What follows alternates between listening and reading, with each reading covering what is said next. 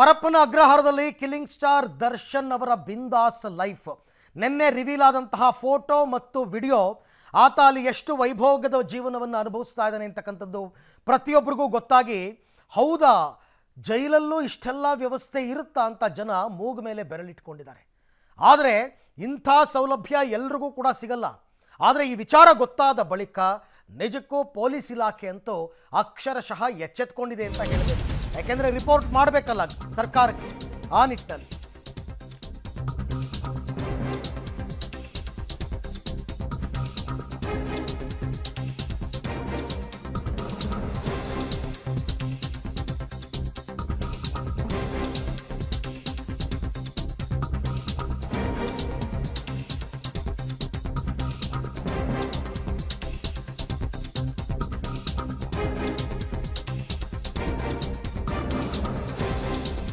Parappana ಅಗ್ರಹಾರದಲ್ಲಿ killing star Darshan ಅವರ ಬಿಂದಾಸ್ life. ಕೈಯಲ್ಲಿ ಕಾಫಿ, ಸಿಗರೇಟು, ರೌಡಿ ಶೀಟರ್ಗಳ ಜೊತೆ ಹರಟೆ. ಜೈಲಿನಿಂದಲೇ ಆಪ್ತರಿಗೆ ನಟ ದರ್ಶನ್ ಅವರ ವಿಡಿಯೋ ಕಾಲ್.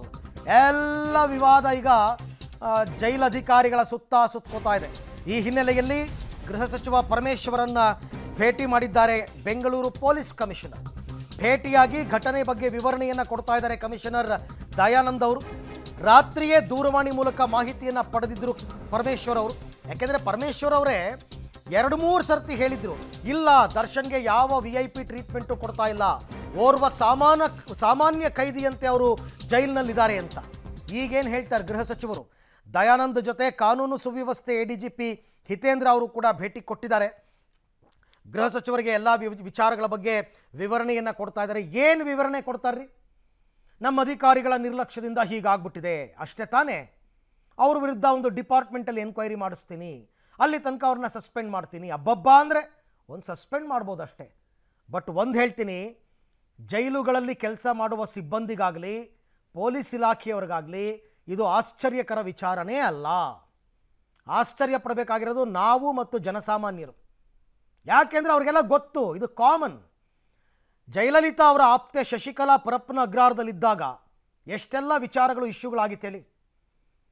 ಶಶಿಕಲಾ ಅವ್ರಿಗೆ ಎಂಥ ಅನುಕೂಲಗಳನ್ನು ಜೈಲಿಗೆ ಮಾಡಿಕೊಟ್ಟಿದ್ರು ಅಂತ ನಿಮಗೆಲ್ಲ ಗೊತ್ತೇ ಇದೆ. ಅದಕ್ಕೂ ಹಿಂದಕ್ಕೆ ಹೋಗೋಣ.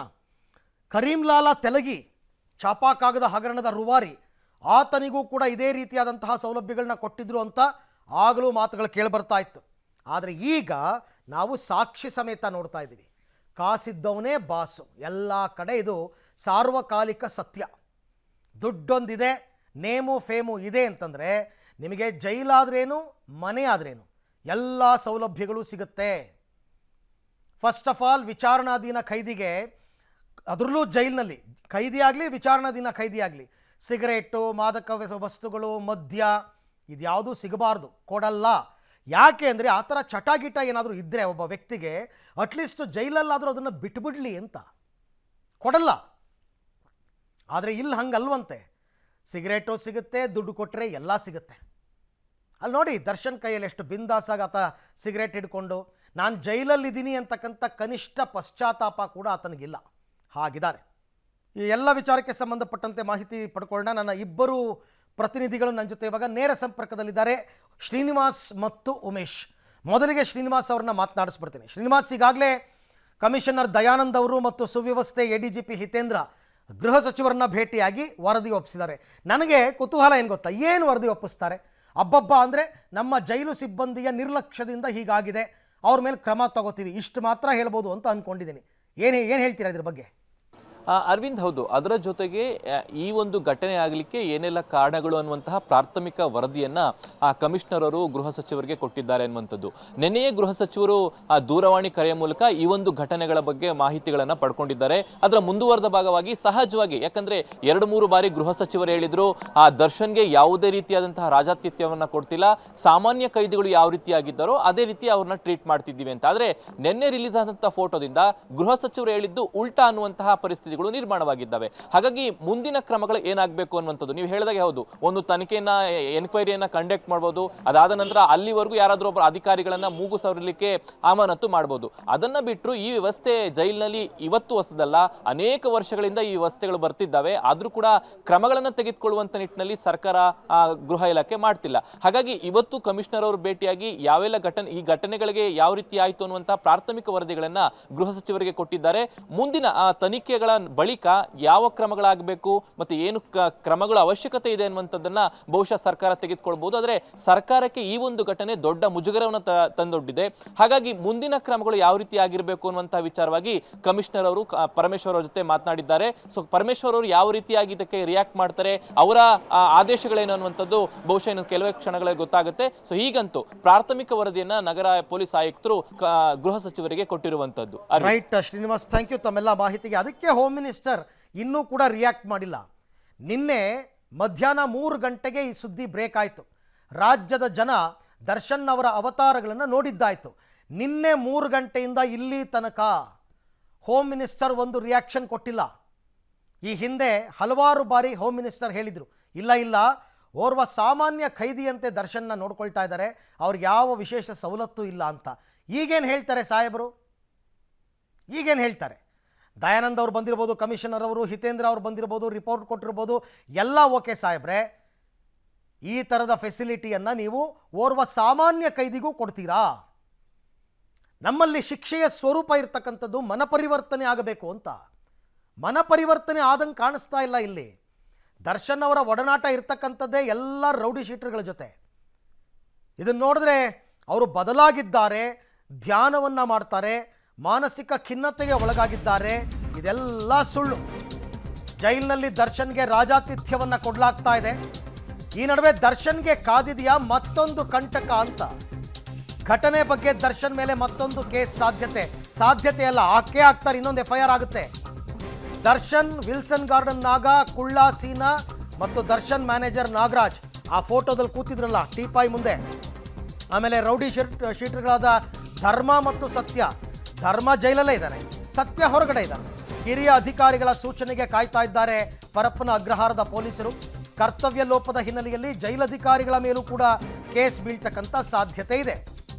ಒಟ್ಟಾರೆ ಈಗ ಇನ್ನೊಂದು FIR ಅಂದರೆ ದರ್ಶನ್ಗೆ ಇನ್ನೊಂದು ಕಂಟಕದ ಮೇಲೆ ಕಂಟಕಗಳು ಕಾದಿದೆ, ಸುತ್ಕೋತಾ ಇದೆ ಕಾನೂನಿನ ಉರುಳು ದರ್ಶನ್ಗೆ. ಈಗ ಇನ್ನೊಂದು FIR ಆಗಬೇಕು. ಪರಪ್ಪನ ಅಗ್ರಹಾರ ಪೊಲೀಸರೇ FIR ಮಾಡಬೇಕಾಗುತ್ತೆ. ಈ ರೀತಿ ಸವಲತ್ತುಗಳನ್ನು ದರ್ಶನ್ ಪಡ್ಕೊಂಡಿರೋದಕ್ಕೆ ಏನು ಕಾರಣ ಮತ್ತು ಆತನ ಜೊತೆ ಇರ್ತಕ್ಕಂಥವ್ರು ಅವರೆಲ್ಲರ ಮೇಲೂ ಕೂಡ FIR ಆಗುತ್ತೆ.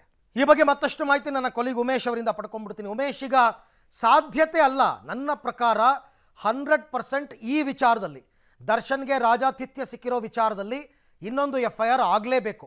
ಆ ಕೆಲಸ ಇವತ್ತೇ ಆಗುತ್ತಾ? ಅದಕ್ಕೂ ಮೀನಾಮೇಷ ಎಣಿಸ್ತಾರಾ ಅಂತ?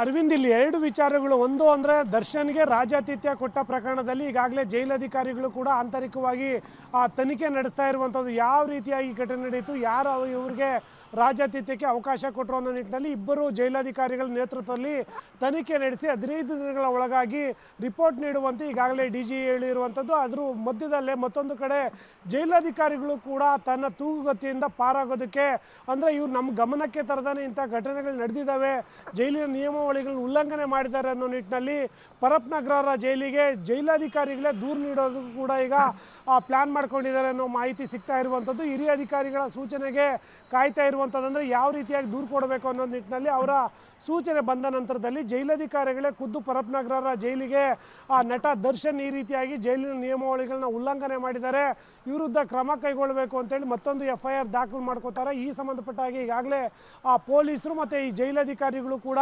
ಮಾತುಕತೆ ನಡೆಸ್ತಾ ಇರುವುದ್ರ ಬಗ್ಗೆ ಮಾಹಿತಿ ಲಭ್ಯವಾಗಿದೆ. ಇವತ್ತು ಸಂಜೆ ಒಳಗಾಗಿ ಮತ್ತೊಂದು FIR ಆಗುವ ಎಲ್ಲ ಸಾಧ್ಯತೆಗಳು ಕೂಡ ಇರುವಂಥದ್ದು. ಒಂದು ಕಡೆ ಈ ಜೈಲಲ್ಲೇನು ರಾಜಾತಿಥ್ಯ ಕೊಟ್ಟರು, ಇವರು ಅಧಿಕಾರಿಗಳೇ ಶಾಮೀಲಾಗಿ ಆಗಿದ್ರು ಭ್ರಷ್ಟಾಚಾರ ಹೀಗೆಲ್ಲ ನಡೆಸಿ ಅಮೌಂಟ್ ತಗೊಂಡು ಈ ರೀತಿಯಾಗಿ ಇವರಿಗೆ ರಾಜ್ಯಾತಿಥ್ಯ ಕೊಡ್ತಾ ಬಂದಿದ್ದಾರೆ ನಟ ದರ್ಶನ್ಗೆ ಅನ್ನೋದು ಒಂದು ಕಡೆ ತನಿಖೆ ಆಗ್ತಾ ಇದ್ರೆ, ಮತ್ತೊಂದು ಕಡೆ ಅದೇ ಅಧಿಕಾರಿಗಳೇ ನಮ್ಮ ಗಮನಕ್ಕೆ ಬರದೆ ಈ ಘಟನೆಗಳು ನಡೀತಾ ಇದ್ದಾವೆ ಅಂತ ಅವರ ಸಂಬಂಧಪಟ್ಟ ಮೇಲಧಿಕಾರಿ ನೇರವಾಗಿ ಪೊಲೀಸರಿಗೆ ದೂರು ನೀಡುವಂಥದ್ದು. ದೂರು ನೀಡಿದ ನಂತರದಲ್ಲಿ ಈ ವರದಿ ಏನಾದರೂ ಕ್ರಮ ಕೈಗೊಂಡ್ರೆ 15 ದಿನದ ಒಳಗಡೆ ಅಷ್ಟರೊಳಗಡೆ ಕ್ರಮ ಆ ವರದಿಯಲ್ಲಿ ಈ ಅಂಶವನ್ನು ಉಲ್ಲೇಖ ಮಾಡಬೇಕು ಅನ್ನೋ ನಿಟ್ಟಿನಲ್ಲೇ ಜೈಲಧಿಕಾರಿಗಳಿಗ ಮತ್ತೊಂದು FIR ಮಾಡೋದಕ್ಕೆ ಸಿದ್ಧತೆ ಮಾಡ್ಕೊತಾ ಇರುವಂಥದ್ದು. ಹಾಗಾಗಿ ಮತ್ತೊಂದು FIR ಏನಾದ್ರೆ ನಟ ದರ್ಶನ್ಗೆ ಮತ್ತೊಂದು ಸಂಕಷ್ಟ ಎದುರಾಗುವ ಸಾಧ್ಯತೆ ಹೆಚ್ಚಾಗಿದೆ. ಎರಡೂ ವಿಚಾರಗಳಿಗೆ ಸಂಜೆ ಒಳಗಡೆ ಉತ್ತರ ಸಿಗಬೇಕಾಗಿರುವಂಥದ್ದು. ಅರವಿಂದ್ ರೈಟ್, ಹಾಗೆ ಸಂಪರ್ಕದಲ್ಲಿರಿ ಉಮೇಶ್, ನಿಮ್ಮ ಜೊತೆ ನಾನು ಮತ್ತೆ ಮಾತನಾಡ್ತೀನಿ. ಒಟ್ಟಾರೆ ದರ್ಶನ್ಗೆ ಈ ಎಲ್ಲ ಸವಲತ್ತುಗಳನ್ನು ಕಲ್ಪಿಸಿಕೊಟ್ಟವರು ಯಾರು? ಗೊತ್ತಿದ್ದು ಸುಮ್ಮನೆ ಬಿಟ್ರಾ? ನನ್ನ ಪ್ರಕಾರ ಕದ್ದು ಮುಚ್ಚಿ ಅಂತೂ ಮಾಡೋಕ್ಕಾಗಲ್ಲ.